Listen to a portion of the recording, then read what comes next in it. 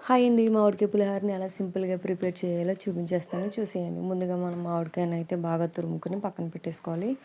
ఈ లోపల మనం ప్యాన్ పెట్టుకొని అందులో ఆయిల్‌నైతే వేసేసుకొని, అందులో కొద్దిగా వేరుశెనగ గుళ్ళు, అలాగే మినపప్పు, పచ్చిశనగపప్పు, ఆవాలు, అలాగే ఎండుమిర్చి, అలాగే పచ్చిమిర్చి, అలాగే 2 జీడిపప్పు, కొద్దిగా కరివేపాకును కూడా యాడ్ చేసుకొని బాగా ఫ్రై చేసుకోవాలి.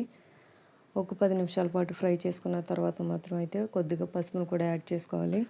పసుపుని యాడ్ చేసుకున్న తర్వాత ఒక 5 నిమిషాలు మగ్గనిచ్చిన తర్వాత మనం ముందుగా ప్రిపేర్ చేసుకొని పెట్టుకున్న మామిడికాయ తురుమునైతే మాత్రం అందులో వేసుకుని మనకి రుచికి సరిపడా సాల్ట్‌ను కూడా యాడ్ చేసుకోవాలి.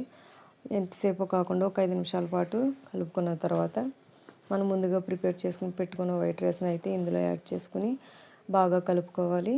బాగా కలుపుకుంటే అంతే, మామిడికాయ పులిహోర అయితే టేస్టీగా అయితే వచ్చేసింది కదా!